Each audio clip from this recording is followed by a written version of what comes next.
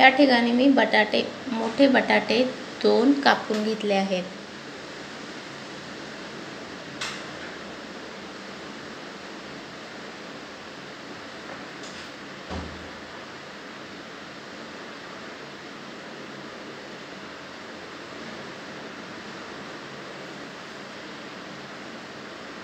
Gas पेटवून मी हे बटाटे उकडून घेणार आहे.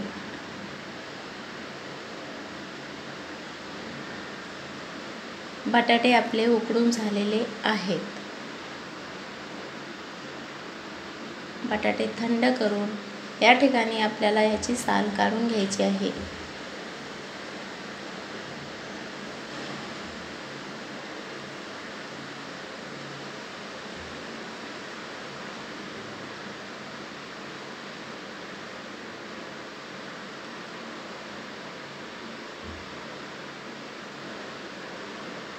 मोठे बटाटे असल्यामुळे आपले 7 ते 8 पराठे आरामात होतात. बटाटे मी सोलून घेतले आणि आता किसणीवर किसून घेणार आहे. किसणीवर या ठिकाणी आपण किसल्यानंतर बटाटे एकदम मऊ आणि सॉफ्ट होतं, त्यामुळे आपले पराठेही खायला खूप सुंदर लागतात. या ठिकाणी मी सर्व आपले बटाटे किसून घेतले आहे. यामध्ये आवश्यकतेनुसार मी सर्व टाकणार आहे. हळद अर्धा चम्मच, मीठ चवीनुसार,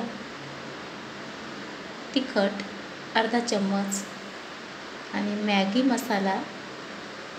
याने काय होतं, टेस्ट येते.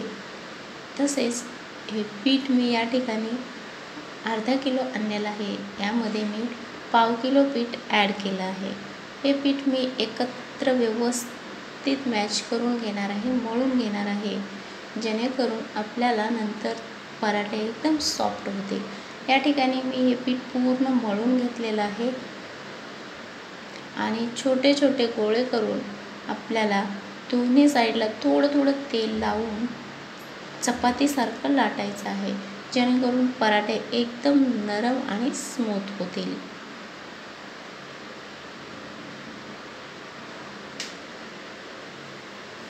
गॅस फास्ट करून आपण आता सध्या तवा तापलेला नाही आहे, म्हणून मी दुसरे गोळे बनवून घेत आहे. तेल लावून ठेवते, म्हणजे आपले पराठे ना फुगतात आणि फुगले तर कडक होत नाही. आता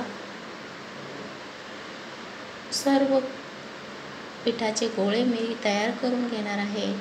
हे पराठे होईपर्यंत आपला पराठा इकडचा लाटून झाला पाहिजे, म्हणजे आपला गॅस वाया जात नाही.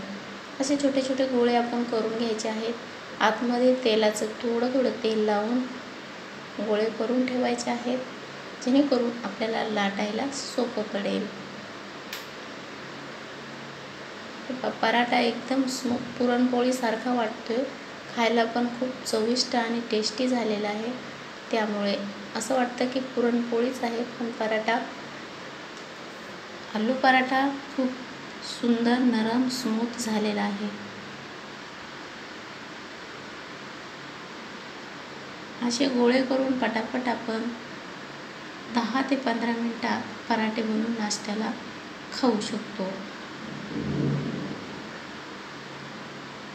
यामध्ये मी थोडीशी हळद घातल्यामुळे पराठ्यांचा रंग एकदम पिवळसर, म्हणजे पोळीसारखा वाटतोय आणि नरम खूप झालेले आहेत. यावरूनच तुम्हाला दिसत असेल, जसं मी भाजते त्यावरून तुम्हाला वाटत असेल की खरोखरच पराठा एकदम नरम आहे. तुम्ही एकदा नक्की ट्राय करून बघा.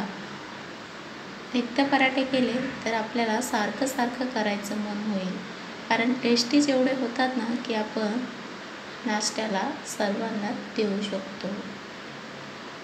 आणि जास्त वेळ लागत नाही, जास्त साहित्य लागत नाही, त्यामुळे पराठा खायला अतिशय सुंदर लागतो. हा पराठा तुम्ही दह्यासोबत, शेजवान चटणीसोबत किंवा टोमॅटो सॉसबरोबर सुद्धा खाऊ शकता. तर आता या ठिकाणी आपले पराठे रेडी आहेत. तर मी या ठिकाणी शेजवान चटणी घेतली आहे